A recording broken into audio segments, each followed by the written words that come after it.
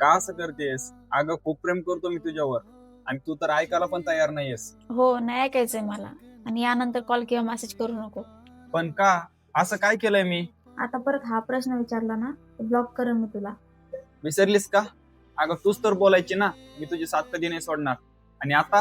ठेवते मी. ए sorry sorry, अगं नाही बोलत मी. Hello hello. शे.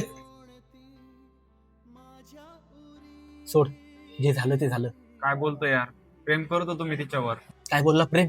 अरे ज्या प्रेमासाठी रडावं लागतं, भीक मागावं लागते, त्याला प्रेम करणं नाही, भीक मागणं म्हणतात. आणि तसं पण सगळी चुकी तुझी आहे रे.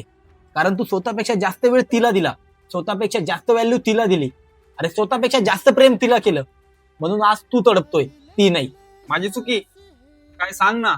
प्रेम केलं, विश्वास ठेवला, जपलो, पूर्ण अधिकार दिले. काय चुकलो मी? मित्रा, ह्या दुनियात एखाद्या व्यक्तीला तेवढीच व्हॅल्यू द्यायची जेवढी त्यांची लायकी आहे. कारण स्वतःपेक्षा जास्त प्रेम केलं ना, तीच व्यक्ती जास्त त्रास देते.